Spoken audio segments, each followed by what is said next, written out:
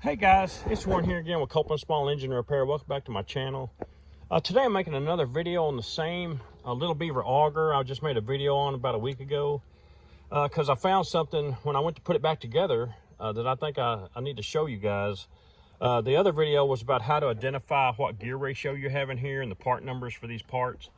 But when I went to put it back together, I'm looking in here. This is the end of the drive shaft. That centerpiece in there, that's the end of the drive shaft that actually goes into the pinion gear right there. And I'm about to put it back together, and I'm looking at that, and I'm like, it don't look like it's sticking out very far. And into the pinion gear, you know, it's not even out to the edge of this hole right here. And I'm like, man, it don't look like it's going to go into that pinion gear very far. So I did some measurements, and it was only going to go into the pinion gear about a 1/2 inch to maybe 5/8 of an inch. And I'm like, I know that's not right. I know they did not design this thing to only go into this pinion gear a 1/2 inch. But I couldn't see anything that would cause that. So I called littlebeaver.com and got their tech department on the phone. And I'm telling him what I'm doing and what I measured and where I measured it from and all the details. And he said, get a tape measure and measure the drive shaft, the outer casing of the drive shaft. The real drive shaft is in there. It's like a giant spring with this end on it. But this is the outer flexible casing of the drive shaft. And he said, measure this part from right there, at the edge of that collar. You don't measure this part, you measure right there at the edge of that, to the other end, to the same point, to the right there to the edge of this right here. And he said it should be right at 80 7/8 of an inch. 80 7/8. So I did, and it was actually 81 3/8. So this shaft is a 1/2 inch longer than it should be. And I'm like, well, how the hell is that possible? And he said, evidently what's happened is, you know, this is a flexible rubber shaft, the middle part of it, the whole middle section, but the end has a steel collar on it. And at the factory, this steel collar is crimped onto this rubber part, and it's got this, you know, this big metal wrap around to kind of help hold it in place. But he said what's happened is this metal collar on the end, either this end or the other end, has slid off of the rubber part, the flexible part, a 1/2 inch. And people drag these things around all the time because the engine is on wheels on a little cart, and people will grab the gearbox, and that's how they drag them around the workplace. They just grab it and drag it around by this shaft. But it should withstand that, but evidently something happened in this one. This collar, I'm guessing it's this end, the end that screws into the gearbox, has slid off of the flexible shaft a 1/2 inch. So I said, well, how do you fix that? He said, you can't. You have to replace that outer flexible shaft. So I ordered one of those. It's right here, brand new one, never been on the machine.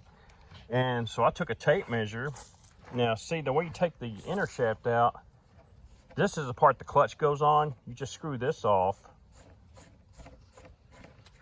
And that's the actual drive shaft right there. You can see I got it greased up. But, so I measured the same point right here down to the other end of the same point. I measured the other one at right there, and it was 80 7/8 of an inch. So this one is right, it's new, so it's the right length. But that's what happened. The old drive shaft casing, the coupler on the end is slid off 1/2 inch.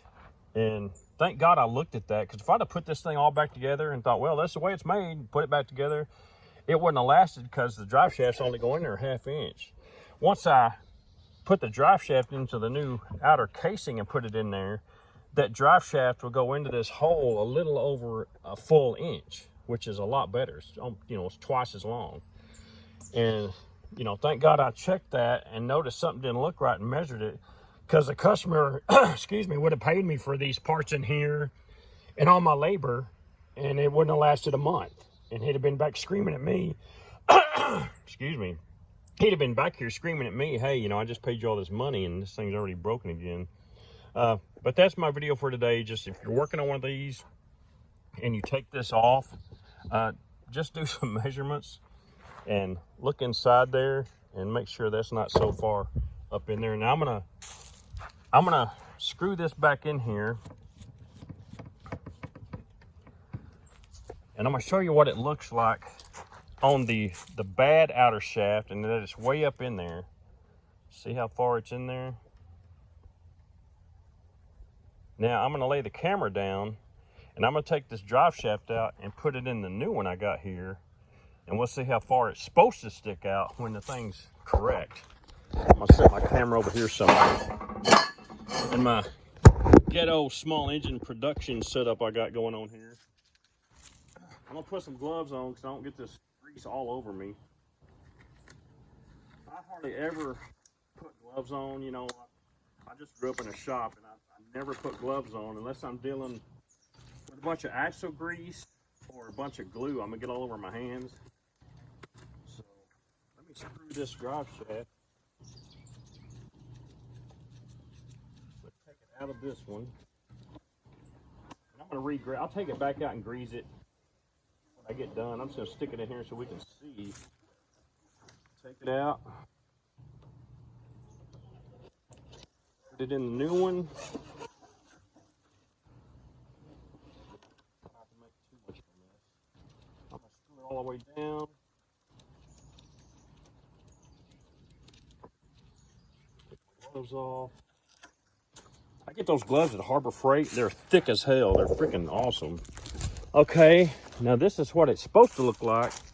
See, it's actually sticking out. The drive shaft is actually sticking out past the coupler, like 1/8 of an inch. So that's what it's supposed to look like. You see that? So it's supposed to actually stick out past the end of this coupler like 1/8 of an inch. But anyway, that's his problem. Thank God I noticed that. And I didn't put this thing back together. That guy would have been mad as hell. But I'm about to, I'm gonna pull this drive shaft back out, put a little bit more grease on it just so I, you know, feel all warm and fuzzy and I can sleep at night. And I'm gonna put this thing all back together and he'll be good to go. One thing I'll tell you, in the video that Little Beaver has on YouTube, it shows them screwing this out of this first. This is screwed into the gearbox. They call this the oil bath. I call it the gearbox. But they show this screwed into here, and they show them in the video take 2 pop wrenches and they screw this off of this. These won't come apart for me. I mean, we had 2, I'm a big guy, and the guy that owns it's a big guy, and we had 2 24-inch pop wrenches on these 2 parts, and we were hanging off both of them on opposite sides, and we could not get this coupler to come off this shaft. I don't know why. I mean, it should have just screwed out in the video. They just pop it loose and it screws off, but man, these won't come apart. I don't know what happened.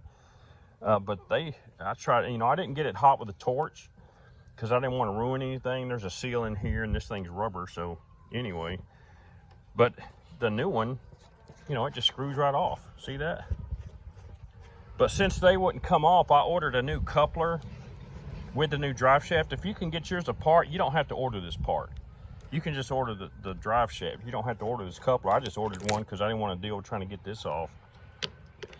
And the guys at the tech department said, well, if you can't get that off, there's a bearing in there, so you better order that bearing too. There is no bearing inside this coupler. It's just a solid steel coupler. It's machined and threaded, and it does have a seal in it. The seal does come in it, but there's no bearing in here or in here. The bearing he was talking about is in here. I guess he just got confused. But anyway, that's all I got for you today. I'm gonna put this thing all back together and tell him to bring me some money, and I'm gonna get to work on something else. Catch me later.